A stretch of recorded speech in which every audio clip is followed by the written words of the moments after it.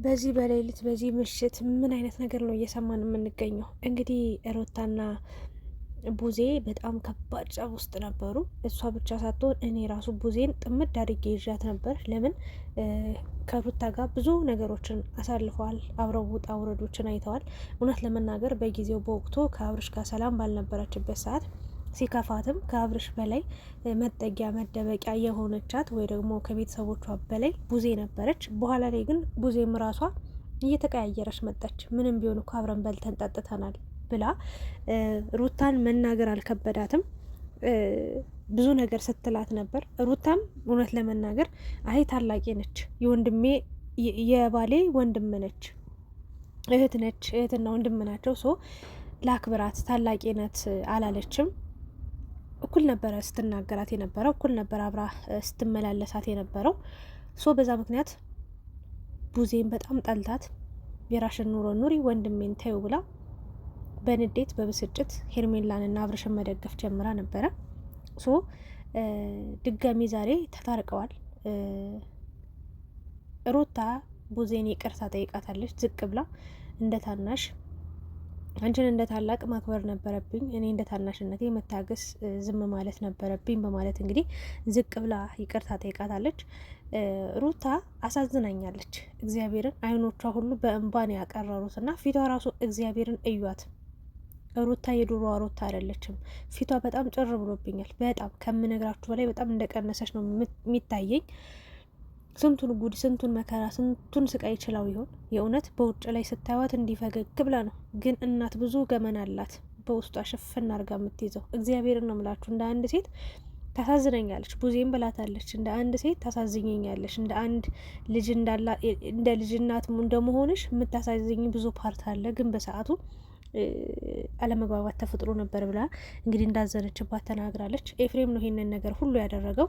ታዲያ ሩታ ምን ሀሳብ መጦላት? እንዴትስ፣ ወዴትስ፣ በምን አይነት መንገድ ነው ማለት? እኔ እንደውም ቡዜ ሩታን እንዳስከፋቻት እንዳስቀየመቻት ነበር ማቀው። ግን አሁን ሩታ ነች ዝቅ ብላ ይቅርታ የጠየቀቻት። ሩታ ይቅርታ መጠየቅ ነበረባት ወይስ አይ ቡዜ ነች ያጠፋችሁ፣ ቡዜ ነች ብዙ ነገር ስታወራባት የነበረው፣ ቡዜ ነች ስታጠላላት የነበረው፣ ቡዜ ነች በቃ ወንድሜን አትመጥኙም እያለች የነበረው። ስለዚህ እሷ ነች ነበረች ይቅርታ መጠየቅ የነበረባት ትላላችሁ?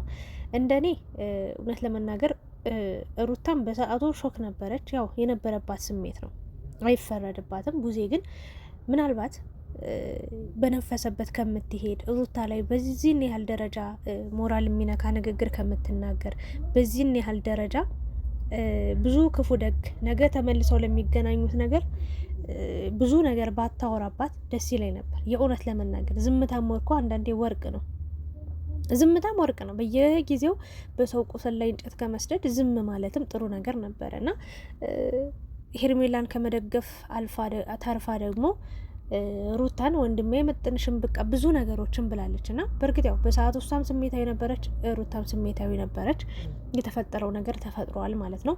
ሶ አሁን ላይ ታዲያ ለምን አዲስ ነገር ኑሮ ነው ሩታ ቡዜን ይቅርታ ልትጠይቃት የቻለችው? ሩታ ቡዜን ይቅርታ ጠይቃት ከቡዜ ጋር ሰላም ከተፈጠረ በኋላ ምን ሊፈጠር ይችላል ብላ ነው ቡዜን ይቅርታ የጠየቀቻት?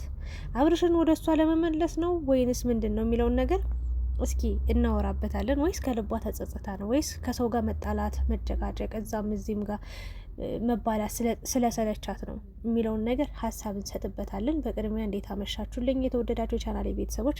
እንግዲህ እነ ሩታም እና አብርሽም እና ሄርሜላም እያመሹ ነው ቪዲዮ እየለቀቁ ያሉት። ለዛ ነው እኔ በምሽት የመጣሁት። ሶ ወደ ሩታ ስመጣላችሁ ኤፍሬም ነው ይህንን ሀሳብ ይዞ የመጣው። አብርሽ ካስታወሳችሁ የሆነ ቪዲዮ ላይ ቤተሰቤን የማያከብር እኔን የማያከብር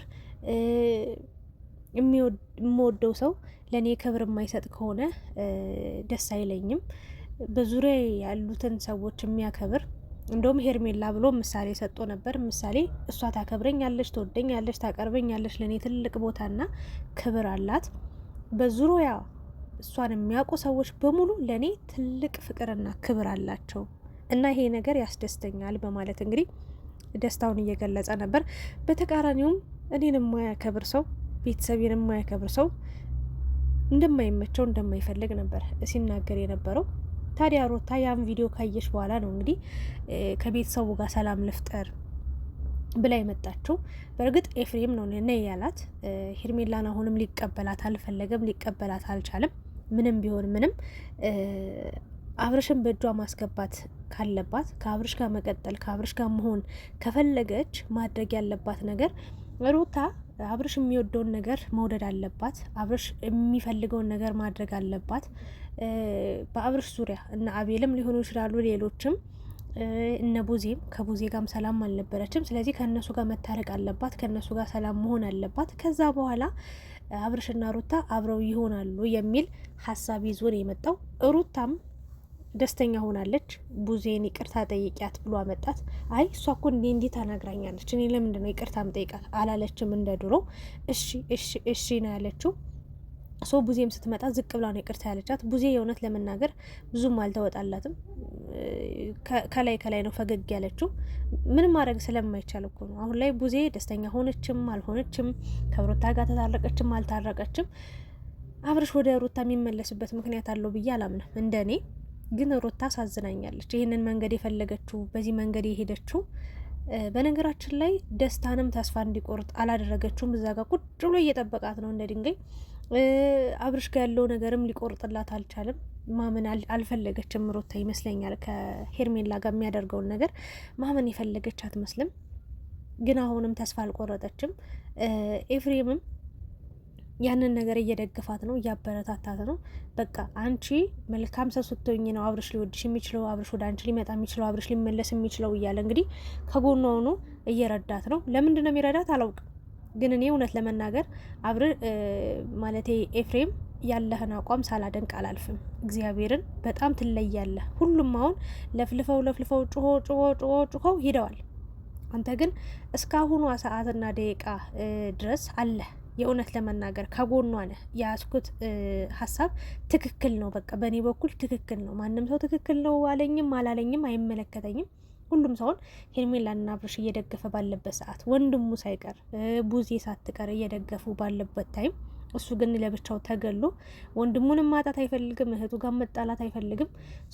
ግን የሰላም አውርደዋል። ግን ሄርሜላና አብርሽ አንድ ላይ መሆን የለባቸውም ብሎ ስለሚያስብ የአብርሽና የሩታን ህይወት አውቃለሁ ብሏል። እውነቱን ነው። እኔም እሱን ነው ምላችሁ እኮ አሁን እዚህ ጋር ሩታ ትጎዳለች ብዬ ሳይሆን አብርሽ ይጎዳል ወይ ደግሞ የሆነ እንደዚህ ብዬ ሳይሆን፣ ወንድ ልጅ አይጎዳም። በእርግጥ ግን ያሳለፉትን የህይወት ታሪክ ስታዩ፣ ያሳለፉትን የህይወት መከራ፣ የህይወት ውጣ ውረድ ስታዩ ስታስቡ በቃ እንትን ትላላችሁ። የሆነ አብሮ በሆኑ ትቆጫላችሁ። አብርሽ ሩታ ባስተካከሉት ህይወት ሄርሜላ ዘወላ ስትገባ ይሁን የሚያበሳጭ ነገር አለው። ምንም ነገር ሳትለፋ ምንም ነገር ሳትደክም፣ በእርግጥ እድሏም ሊሆን ይችላል። ይሁን እኔ ሄርሜላ ጋር ተቃውሞም የለኝም፣ ይሁን ብያለሁ። ይህንን ነው ልል የምችለው። ግን ሩታ አሁን ላይ ሌላ ሀሳብ ውስጥ ነው ያለችው። እኔ አሁን ሩታ በራስሽ መንገድ ብትቀጥይ ኑሮሽን ህይወትሽን ነው ምለው። ቡዜን ይቅርታ ጠየቅሻት አልጠየቅሻት አብርሽን ይዛልሽ አትመጣም። በእርግጥ መንገድ ላይ እየተገፋፋን ከምናልፍ ሰላም እንባባላለን አይነት ነገር ነው ያለችሽ ቡዜ። መታረቅሽ ጥሩ ነው። በዙሪያሽ ካሉ ሰዎች ጋር በቻልሽው አቅም ሰላም ለመፍጠር ሞክሪ። የጥቀሙሽም የጉዱሽም ራስሽን ጠብቀሽ በራስሽ ተመሪ፣ በራስሽ ሀሳብ ተጓዥ። ዛሬ ዳኒ ስለሌለ ደስ ብሎኛል። እውነት ለመናገር በቃ አያስፈልግሽም። በዙሪያሽ ያለን ሰው ጠቃሚሽ ማን ነው ጎጂ ማል ነው ብለሽ ማወቅ መቻል አለብሽ። ካልሆነ የባሰ እንደምትጎጂ ነው የማስበው። ይህንን ነው ሀሳብ አስተያየት ልሰጥ የፈለግኩት። ያው ቡዜ እኔ ሰላም ነው የምፈልገው፣ በዙሪያ ካሉ ሰዎች ጋር ሰላማዊ ሰው ነው መሆን የምፈልገው። አንቺንም እኔ ጠርቼሽ አይደለም፣ በሰዓቱ የነበረው ነገር ነው እና ወንድሜ ደግሞ የሚፈልገውን ምርጫውን መኖር አለበት። እንደ ሴት ታሳዝኘኛለሽ ብላታለች። እኔም አሳዝናኛለች። እውነት ለመናገር እመኑኝ አብርሽን አትጠላውም። እሷም እርግጠኛውኝ የምነግራችሁ ነገር ኤፍሬም ሲናገር በቃ አብርሽ ወደ አንቺ ሊመጣ የሚችለው በዙሪያው ያሉ ሰዎችን ስታከብሪ ስትወጂ ነው፣ እንዲሁም ደግሞ ከቡዜ ጋር ሰላም ስትሆኝ ነው ብሎ ሲያወራ ሀሳብ ሲያነሳ፣ አይ እኔ ከሱ ጋር መሆን ፈልጌ ወይ ደግሞ ከሱ ጋር መመለስ ፈልጌ ሳይሆን በቃ በዙሪያ ካሉ ሰዎች ጋር ሰላም መሆን ስለፈለግኩ ነው ብላ ምላሽ አልሰጠችም። በቃ ኤፍሬም ባለው ነገር ሙሉ በሙሉ ተስማምታለች ማለት ነው።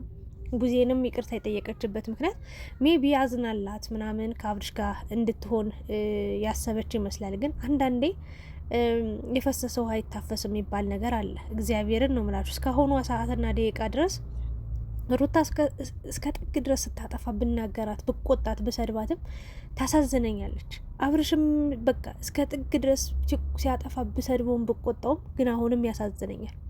ትክክለኛ ደስታ ሁለታቸውም ጋር የለም። ምንም የውሸት ሳቅ፣ የውሸት ደስታ፣ የውሸት በቃ ሁሉም ነገር ድራማ የመሰለ ነገር ነው እና ሩታ እንደምታዩት እኔ እንጃ ትክክለኛ ሁኔታ ላይ ነች ለማለት ይከብደኛል። እግዚአብሔርን ፊቷ በጣም ምጥጥ አለችብኝ። ምጥጥ የሆነ ሰዓት ላይ አታስታውሱም እንዴ? ፊቷ በቃ አብጦ ሊፈነዳ ደርሶ አሁን ላይ ታዲያ ሁሉ ነገር የት ሄዶ ነው? ውስጧን የምታስበው ነገር፣ ከካሜራ ጀርባ የምታብሰለስለው ነገር ብዙ ነገር አለ። እነ ዳኒ ይውላችሁ ካሜራ ላይ አለን አዎ ግፊበት፣ በርቺ፣ በቃ አብርሽን አዋርጁ፣ ናቂው፣ ስደቢው፣ ዝቅ አርጊው። በቃ አብርሽ እንኳን እንደያዝንላት እግዚአብሔርን ነው። አብርሽ ይህን ያህል ጨካኝ አይደለም። እኔ ያውቃለሁ። ምናልባት ጨካኝ ሆኖ ሄርሜላ ጋር የሄደበትም ምክንያት ዋና የራሱ የሆነ ምክንያት ይኖረዋል። ግን እመኑኝ ሩታ ላይ በዚህ ልክ ጨካኝ አይደለም። በዚህ ልክ ፊቱን አያዞርባትም። በዚህ ልክ አይጠላትም ነበር። ግን እነ ዳኒ እንደዚህ በይ፣ እንደዚህ አርጊ፣ ይሄን ነገር አድርጊ እያሉ እሱን ሞራል የሚነካ ንግግር እንድትናገረው፣ አብርሽ ደግሞ በእሷ ላይ ነጥብ እያያዘ እንዲሄድ እስከ መጨረሻው በህይወቱ እንደ መንገድ ላይ እንኳን ሲያልፍ መንገድ ላይ የእውነቴን ነው ሲያልፉ ማየት አይፈልግም አብርሽ። እዛ ጥላቻ ድረስ እንዲደርስ ያደረገው ነገር ምንድነው? ሩታ የምታደርጋቸው ነገሮች፣ ሩታ የምትናገራቸው ንግግሮች በጣም አላስፈላጊ የሆኑ።